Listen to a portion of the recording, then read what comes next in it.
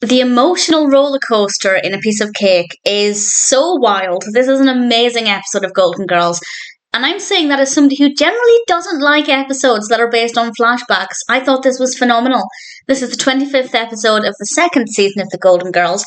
It is, of course, directed by Terry Hughes, and as always, there will be spoilers from now as I go through the episode chronologically and share some thoughts. It starts off with everybody in the kitchen. They're actually planning a surprise party for somebody. I think it's their 88th birthday, if I remember correctly. And Rose has spent time making a cute little balloon animal. Sophia forgot she was meant to bake the cake. So whenever we cut back from the flashback, Sophia is baking the cake in the kitchen. Everybody else is swapping stories. And the bulk of the episode is told in 4 flashbacks. And I will now go through them and share some thoughts. And the contrast in the mood between the first and the second is incredible. The first one is Dorothy's birthday, and Rose was in charge of organising the party. So she decided to book them a table at Mr. Haha's. Mr. Haha is a clown. I love the costume. I love the set design. It's so fun. Most of the people there are children, and Mr. Haha is doing a birthday roundup once everybody has had their Mr. Haha hot dogs. And there are 2 children who are having a birthday that day, and Dorothy. And Dorothy ends up having to go on stage. And her response when Mr. Haha is about to read out her age is brilliant. And then because Dorothy is the oldest birthday person, she gets to lead the parade. And she gets to wear the little leader's parade hat. And it's absolutely fabulous. And then we have this brilliant ending to this flashback. Also, Rose's excitement in this episode, I love it. Blanche is there as well. She didn't really add very much to it, but it was certainly really fun. And all of the birthday children and Dorothy get free fudge cake. And Dorothy is so tempted to smush it into Mr. Haha's face, but she realises she's too mature for that. It wouldn't be the right thing to do. She puts the fudge cake down, and the sweetest thing happens. This kid comes up to Mr. Haha, smashes his fudge cake into Mr. Haha, and says happy birthday, Dorothy, because he wasn't too mature to do that. And I loved that. I thought that was really beautiful, really good fun. I laughed all of the way through it. Dorothy's reactions to everything was just priceless. And then things just completely flip around for the next one. And it is very early for me to be crying in an episode, but it did. It really got to me. Because this flashback takes place, I think, 8 months after Rose lost her husband. And she lights her own birthday cake. And we have this just beautifully executed monologue from Betty White. And she's talking to Charlie, and she's making a birthday wish as she blows out the candles. And then she tells Charlie she's decided to sell the house. And she told him this on her birthday because he couldn't get mad at her on her birthday, which I think is rather emotional, actually. The whole monologue was just so beautifully executed.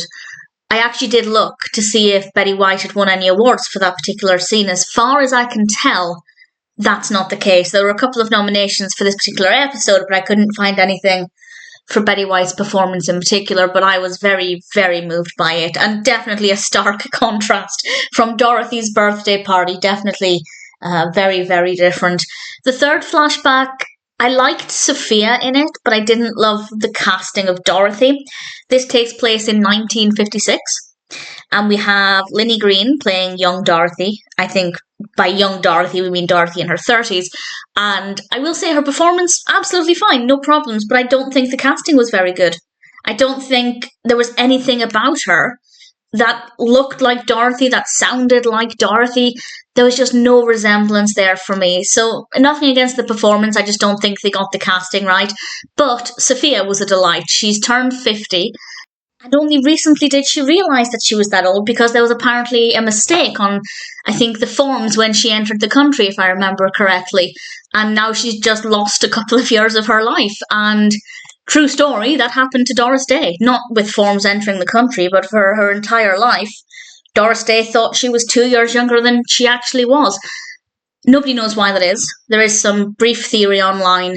I can't remember who came up with this theory, but it could potentially be because she had to lie about her age when she was younger in order to get a role, or at least audition for a role, and then that age stuck. I don't know. It's not a confirmed reason, but I thought that was interesting, and it just reminded me of that.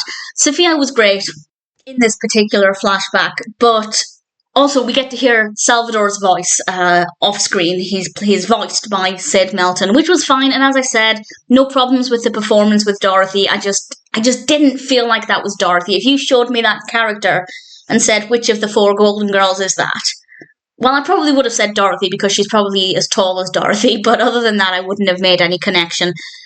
The last flashback is Blanche's birthday, and this is before Sophia moved in, but she is in the flashback. Dorothy and Rose are throwing her a surprise party, and Sophia comes over. She's recovering from her stroke. She's not meant to be out of the home, but nevertheless, she's come over. Dorothy tells her to wait on the lanai, and then Blanche comes home, and Blanche is upset. And it turns out she hates surprise birthday parties, and they gave her one at work. So she's not very happy about this. And Sophia then comes through and tells Blanche that she's there for her surprise party, obviously giving her the heads up, which, to be honest, I think even though Dorothy and Rose were not necessarily about to tell Blanche, I do think that was the best option, to say, okay, you don't like surprises, well, guess what, we've got a bunch of your friends outside, what would you like us to do about it? I feel like that was actually the best case scenario, so well done, Sophia, for taking it in a direction that I think was the best option.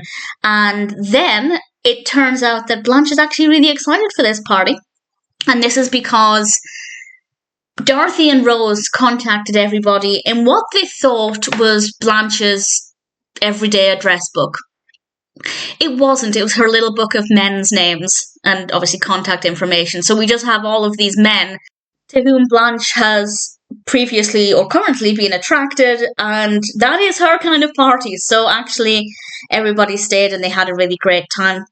And then we're back in the present day. Sophia's cake didn't come out like a cake, but nevertheless, they're about to get ready for this surprise party. They go through to the front room, and Dorothy, Rose, and Sophia yell surprise. It's a surprise party for Blanche, which is a surprise. I didn't see that coming.